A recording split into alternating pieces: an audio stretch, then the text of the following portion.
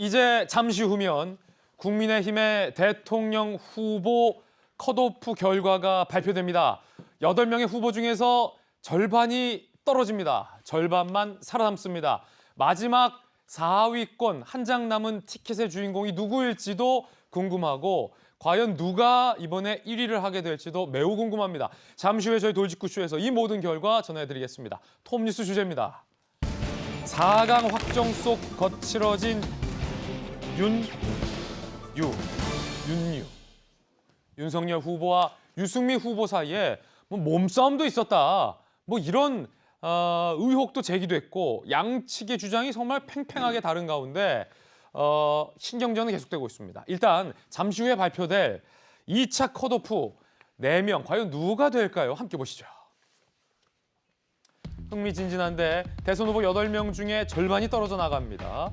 그러면 토론을 할 때도 더 밀도 있고 치열한 토론이 예상되죠. 2차 컷오프 결과 바로 발표됩니다. 잠시 후. 자, 돌직구쇼에서 생중계해드립니다. 그제와 어제 여론조사 70%, 당원 투표 30% 반영이 됩니다. 당원 투표율도 높았습니다. 49.94, 50% 가까운 역대 최고 수치의 당원 투표율이 나왔습니다. 당원의 투표율이 높다. 이거 누구에게 유리한 걸까요? 상당히 궁금해집니다. 국회 반장 출신 이재명 기자, 당원 투표율이 높다는 건 이거 누구에게 유리한 거예요? 알고 있죠?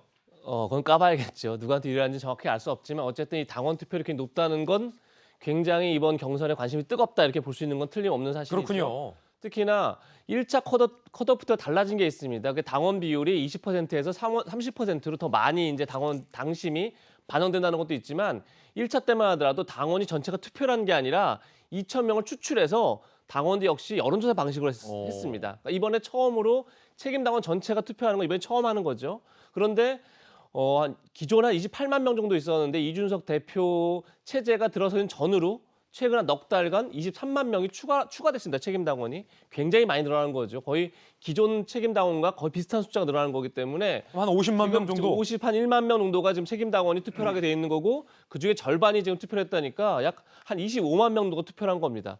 이게 얼마나 많은 거냐면 지난번 전당대회 때 그러니까 이준석 대표가 대표로 선출된 전당대회 때 약 15만 명이 투표를 했습니다. 그때도 정말요? 가장 높은 투표율이었습니다. 그런데 예. 이번에 이제 10만 명 이상이 더 투표를 했는데 거의 2배. 물론 이제 그렇죠. 물론 여론조사와의 비교해서 당원들의 표심은 그 등가성에서 한 명의 표의 가치가 굉장히 낮은 건 사실입니다. 30%밖에 반영되지 않기 때문에 그래도 불구하고 굉장히 많은 당원들이 지금 이 경선에 참여하고 있다. 그만큼 이제 관심도 높다 보이는데 글쎄요 어떤 게 변수가 될지는 알 수 없으나 최근에 윤석열 후보가 위장 당원 논란이 한번 있었죠. 이 중에 상당수 많은 당원들 중에는 그러니까 신규 당원 중에 민주당 지지자들이 들어와 있다. 이런 발언을 한 게 제가 볼 때 신규 당원들에게 상당히 좀 영향이 있긴 있는 것 같더라고요. 이렇게 커뮤니티 같은 데 들어가 보면 신규 당원은 육두품이냐 이런 식의 이제 반응들도 있고 그리고 또 윤석열 후보도 신규 당원이다 이런 반응도 있고 여러 가지 반응들이 있는데 또 반면에는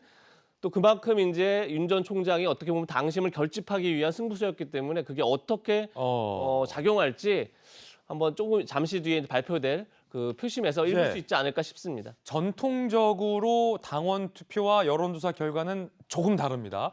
당원들은 일반 여론조사에 비해서 국민의힘이라는 보수 정당에 대한 충성도, 로열티가 상당히 높고 보수 성향이 더 확고하다라는 점에 있어서 과연 어떤 후보를 향해서 이 당원들의 표심이 향할지가 누가 1위가 될 것인가, 누가 4위가 될 것인가의 싸움에서 굉장히 결정적인 역할을 이 아마 당원 투표의 결과, 당원들의 선택이 영향을 미칠 것으로 예상이 됩니다. 잠시 후에 생방송으로 저희가 연결해 드리도록 하겠습니다.